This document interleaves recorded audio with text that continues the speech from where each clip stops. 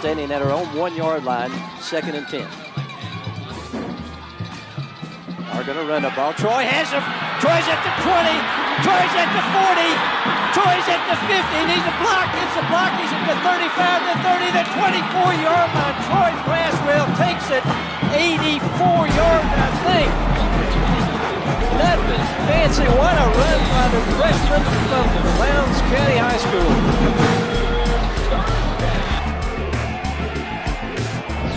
The David Dean Show. Your weekly look at Valdosta State University Blazer football. Here's your host, Dick Rocky, along with head coach David Dean, for a look at this week's Blazer football action. Hello and welcome to the David Dean Show. I'm Dick Rocky with the head coach. West Georgia comes to Valdosta, goes back to Carrollton with a 23-20 win over the Blazers, scoring once again on the last drive of the football game. And Coach Dean, it's almost unimaginable 2 weeks in a row the same thing can happen to a football team. You're devastated, I know. I can tell. I know your team is. The fans are. It's just unbelievable what happened Saturday again. Yeah, it is. It's heartbreaking. For them to rattle off about a 5-minute drive there to end the game and not give us an opportunity to go back out on the field to try to win. 2 weeks in a row, that's a hard pill to swallow. Our kids took it tough. The coaches took it tough. We had everything right in our hands, and we apologize to all the loyal fans that we have. We went out there to win that ball game and just did not do it, and we apologize to everybody. Well, Coach, the drive was one thing, but really it goes to the end of the first half. I mean, that's when it's an unbelievable game. 10 points in basically 10 seconds, it seemed like. Yeah, it is. We give up the long pass and just don't get in good position, don't bring the guy down, and then we actually recovered the squib kick, and there was a huge skirmish in the pile, and the guy who actually had the fumble was dragged out of the pile. His face mask was ripped off of his helmet, and they called us for a personal foul, which is just something that we cannot have happen. But they gave the ball back to them, and then they kicked the field goal, and that field goal, as it turns out, is the difference in the ball game. Well, again, it was a great game, great maybe coming out party for the young Troy Braswell from Lowndes County, 188 yards net rushing, which, a great run by him, but also your offensive line, I thought, did a great job getting some huge holes for him. They really did. They did a great job of blocking. They did a great job of protection. There was a lot of times that Caden had a lot of time to throw the football back there, and I thought for the most part our offensive line played an outstanding football game. Well, we'll take a break. When we come back, we'll see the first half highlights. Valdosta, more than you know. A place where kids dream and kind hearts prevail. In a setting full of recreation and excitement for all ages. A city of vibrant growth, career opportunities, and a thriving business environment. Combined with progressive thinking,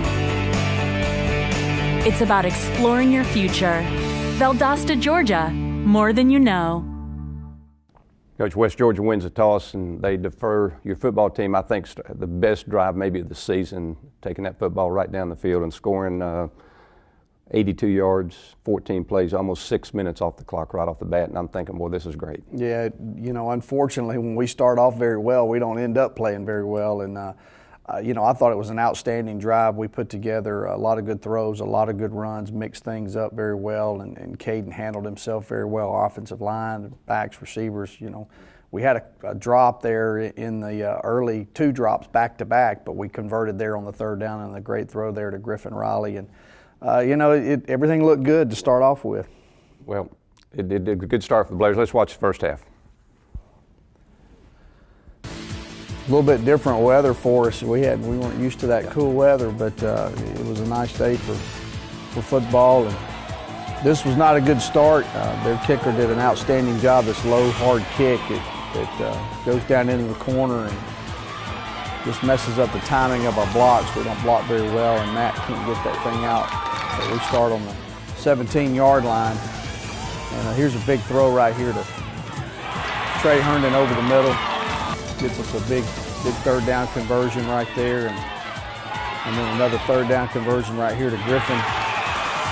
Great play. So we're back-to-back 3rd down conversions right there. So we're off to a good start, and see Troy run the ball very well. He broke a lot of tackles in that football game. Troy's going to be an outstanding football player for us. And then Here's our little zone read play that we have that Caden does a nice job of reading, gets into the end zone there for the touchdown. You know, they got a good offense. They've improved a lot. Their quarterback has improved each and every week, as you could see watching film. He did an outstanding job throughout the football game of managing what they were doing. A good throw right there again to Trey, and here's their little underneath shovel pass. And you see Troy's making a lot of guys miss. We get a great punt there by Jack. Fulford again pins them right down on the 3-yard line. Here's the punt. A little bit out of order there on the sequence of plays, but that's the punt to pin them down there. And then, you know, unfortunately, defensively, we let them off the goal line. You know, we had a chance to really change the field position right there, and we allowed them to move the ball off of our goal line, cross our 50-yard line, and get down into this position right here. And then what a great throw he makes right there on the slant pass. They missed the extra point, so we're still up by 1. Same play we scored on earlier. Caden does a nice job of running that ball, getting up the middle. And then we're very fortunate on this one. Great concentration there by Griffin. The ball slips through the linebacker's hands. And we end up having a sequence of events right there that was really very costly to us. We lost our cool at that time, including me. We got a face mask call right there that should have been called and was not called. And it would have put us down in a 1st down and 10 inside the 15-yard line, and was not called. And, you know, fortunately for us, we get a turnover, don't capitalize on the turnover, and then we come out and we miss the field goal. We play the wind. You see the wind's blowing very hard there to our left, and we don't make that. And, give them the football back, and they hit us with a big play here right before the half. We get good pressure on him, and he lays the ball up. We just don't play the ball in the air very well, miss the tackle. And they go in and score, kick the extra point, and then they come right back with the onside kick here. And they do a nice job of converting it, but Griffin right there falls on the football. You see we got 2 guys there. He was pulled out of the pile. His face mask was ripped off of his helmet, and you know, it's just an unfortunate event. We get called for a personal foul, which we lose our cool on that, and give them the opportunity to get down in field goal range, and they pick up 10 points in the last minute of the half, and we go down by 9 instead of really being up by 1 as we go in. We'll be back with second half highlights in just a minute. In each of us, there is a hero, a champion, a legend waiting to happen.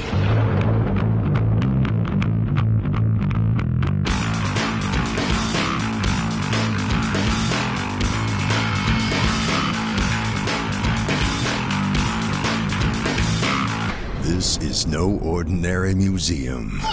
The College Football Hall of Fame in South Bend, Indiana. Hello, my name is Harrison Dreiling, Wichita, Kansas. I'm a safety. You are watching The David Dean Show. Go Blazers.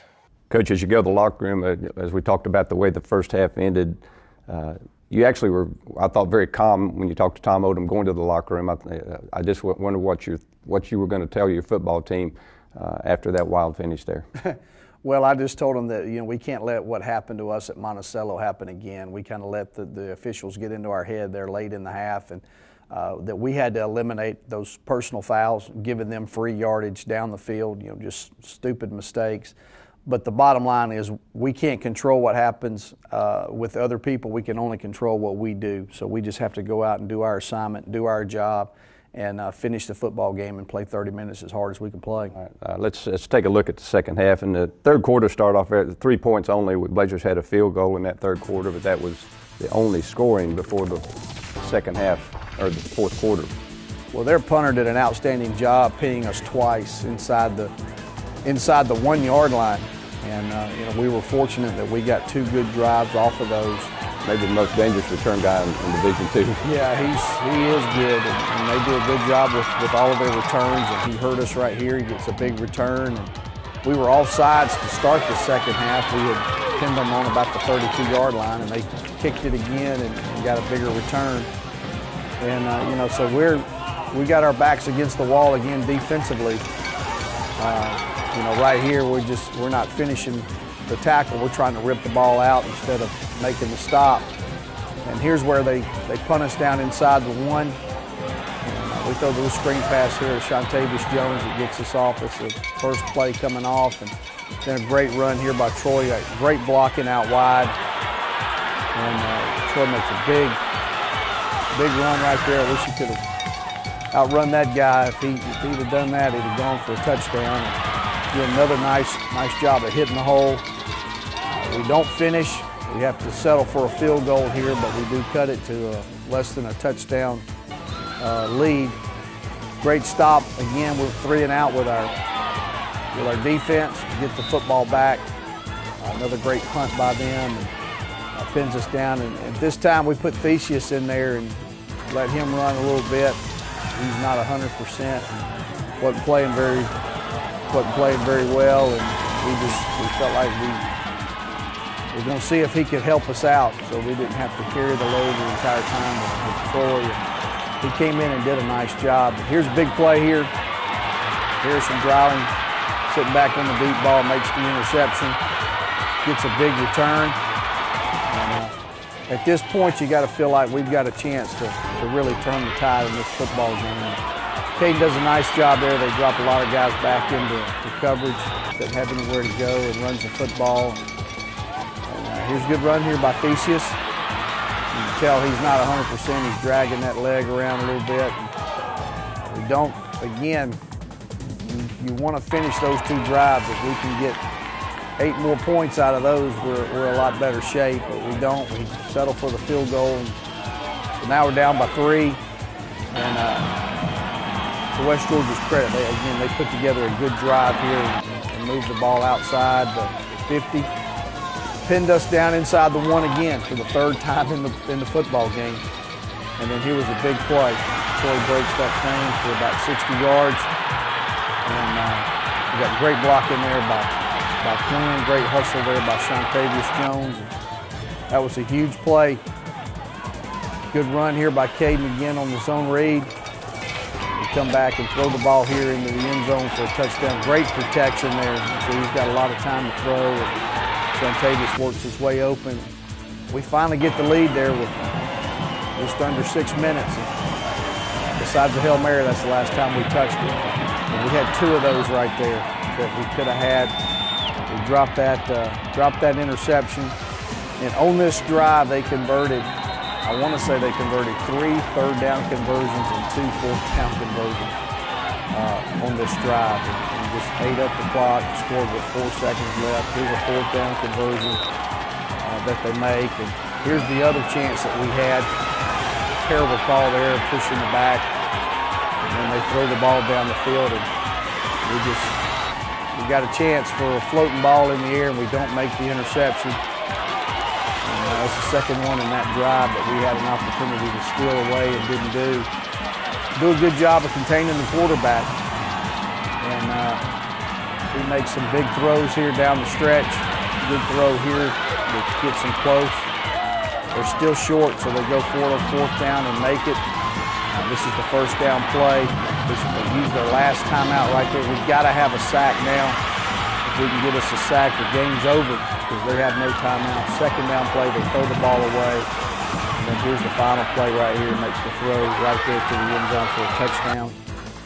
And gives us 4 seconds, and then we come out and try to throw the Hail Mary. The ball slips out of Caden's hands, and we end up walking off with a 23-20 loss.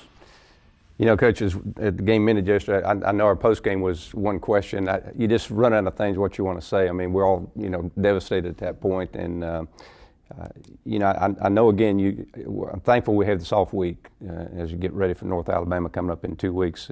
It's going to take a long time probably for your kids to get back. It will. This is a good week to have the off week, but again, you're anxious to get back out on the field. You want to get back out next Saturday and play that football game, but we need the off week. We've gone 9 straight weeks of playing. Our offensive line, for the most part, has taken almost every snap of every single football game. They need a break. They're playing very well, but they are beat up.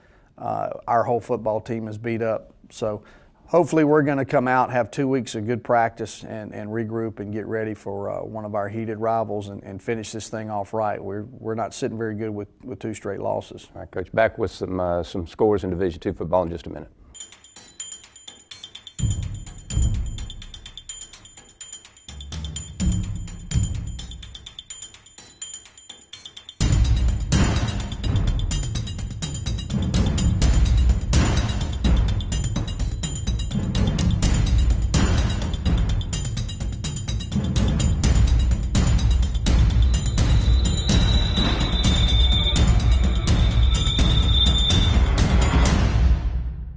I'm Larry Bryant. I'm from Tifton, Georgia. I play defensive line, and you're watching the David Dean Show. Go Blazers. Coach, let's take a look at some scores, and these are region scores, which obviously is the most important thing right now. Of course, Delta State was off. North Alabama loses on Thursday night to West Alabama. Yeah, that's what's frustrating is we were sitting in a position, if we win that game, we're probably going to move up to number 2, and now we're in the committee's hands instead of our fate. Mars Hill wins. They're number 4 in the region over Tusculum. So they're more likely going to move up. North Greenville wins again. Albany State wins. West Alabama's sitting there at about 8th spot, and they're only 1 region loss, so they're sitting in pretty good shape right now. Yeah, they are. They're probably going to move up there into the top 6, and they play Delta State this week, and that's going to be a huge game for them as far as where they get placed. It'll be interesting to see how it comes out this week, and it very well could look like if North Alabama beats West Georgia that last week of the season, we could be playing for a playoff spot, those 2 teams. Well, it's, again, Blazers still in it, still have a chance, and that's all you can ask for with 1 game left in the season. It is. Yeah. You know, I know last year they took North Alabama with a 7-3 record and losing late in the season, kind of like we're doing right now. So hopefully they'll do the same thing with us if we can win that last ball game against North Al. All right, we'll be back with the Langdale Honda Kia look ahead in just a minute.